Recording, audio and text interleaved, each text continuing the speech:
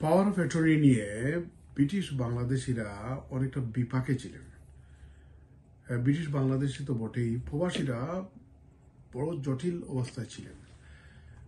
গত 3 বছর আগে পতিত সরকার আজগুবি নিয়ম চালু করেছিল যে পাওয়ার অফ অ্যাটর্নি দিতে হলে ভ্যালিড বাংলাদেশি পাসপোর্ট লাগবে। দুনিয়ার কোনো ইতিহাসে এই নিয়ম নেই।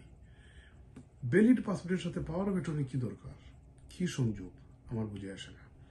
তো এ নিয়ে অনেক সমস্যায় ছিলেন প্রবাসীরা। ব্রিটিশ বাংলাদেশি অনেক মুরব্বীরা, বৃদ্ধ বয়স্করা ছিলেন যাদের পাওয়ার অফ অ্যাটর্নি দিতে পাসপোর্ট লাগে, কিন্তু ভ্যালিড পাসপোর্ট নাই, বানাইলেও এক্সপায়ার্ড হয়ে গেছে। বানানোর জন্য হাই কমিশন অনেক দূর থেকে ফিঙ্গারপ্রিন্ট দিতে আসতে হবে। তো নানান জটিলতায় আটকে দেওয়া হয়েছিল। অথচ তারা মাথার গাম পায়ে ফেলে ইনকাম করে এই ইনকামটা দেশে পাঠিয়ে দিয়েছেন, সেখানে বাড়ি করেছেন, ঘর করেছেন, ব্যবসা করেছেন, ইনভেস্ট করেছেন। ওইটা হস্তান্তর বা বিক্রি বা কি বলে দেখাশোনা করার জন্য পাওয়ার অফ অ্যাটর্নি দিতে পারছিলেন না।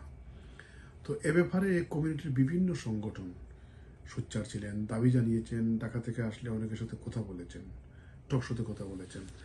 আমি ব্যক্তিগতভাবে আইনি প্রফেশনে থাকার কারণে মানুষের বিড়ম্বনা দেখেছি, শত শত কল, হাজার হাজার কল পেয়েছি, মানুষের কান্না শুনেছি।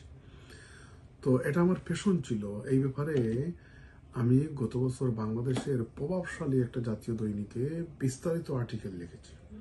গত বছর দেশ সফরে একটা প্রেস কনফারেন্স করেছি, যেটা পুরো দেশের প্রধান প্রধান পত্রিকাগুলো ফলো করে নিউজ দিয়েছে।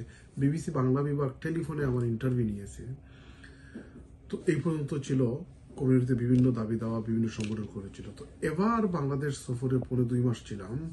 আসার ঠিক কয়েকদিন আগে 14 জানুয়ারি আমি এবং বিশিষ্ট সাহসী সাংবাদিক অলিউল্লাহ রহমান সাহেব, আইন উপদেষ্টা প্রফেসর ডক্টর আসিফ নজরুলের সাথে দেখা করেছি। উনি আবার প্রবাসী কল্যাণ উপদেষ্টাও। আমরা বুঝাতে চেষ্টা করেছি যে এটা চেঞ্জ করা দরকার, ভ্যালিড বাংলাদেশি পাসপোর্টের সাথে কি সম্পর্ক পাওয়ার অ্যাটর্নি। উনি মোটামুটি বুঝেছেন। ওই সময় উপস্থিত ছিলেন মাননীয় অ্যাটর্নি জেনারেল এবং বাংলাদেশ বার কাউন্সিলের এক্সিকিউটিভ প্রেসিডেন্ট। তো আসিফ নজরুল সাহেব মোটামুটি সন্তুষ্ট হয়ে বলছেন যে আমি এটা করব, আমাদেরকে একটা ড্রাফট চাচ্ছেন দেন। তো আমরা আশান্বিত হয়েছি। আমি এবং সাংবাদিক লুমান ভাই একটু দ্বিধাদ্বন্দ্বে ছিলাম যে আসলে বাংলাদেশের মিনিস্টার, মন্ত্রী বা নেতা নেত্রীরা অনেক সময় বলেন কিন্তু করেন না, বাস্তবায়ন করেন না। এটা কি আদৌ বাস্তবায়ন তারা করবেন? একটু দ্বিধাদ্বন্দ্বে ছিলাম। আমি 21 জানুয়ারি লন্ডনে এসে পৌঁছলাম। হিথ্রোতে পৌঁছেই আমার ইউকে সিম ঢুকিয়ে ফোনটা অন করার সাথে সাথে মেসেজ পেলাম যে ল মিনিস্ট্রি থেকে ডেপুটি সেক্রেটারি আমাকে টেক্সট দিয়েছেন, বলছেন যে law adviser doctor Asif Nazrul has instructed him to contact me and when I would be able to speak to him. ওই সময় লন্ডনে ছিল সন্ধ্যা 8টা, ঢাকায় বা বাংলাদেশে ছিল রাত 2টা। আমি আবার মেসেজ ব্যাক করেছি যে I received your message while I was on Sky flying from Hong Kong to London.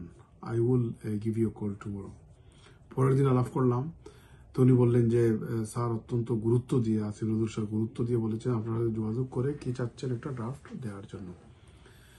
এরপরে আসিফ নজরুল সাহেবের পিএস মাসুম সাহেবও ফোন করেছেন সাংবাদিক নুমান ভাইয়ের কাছে এবং এটা তাগদা দিয়েছিলেন যে ওটা স্যার চাচ্ছেন তাড়াতাড়ি, কড়া নির্দেশ দিয়েছেন ওটা করার জন্য।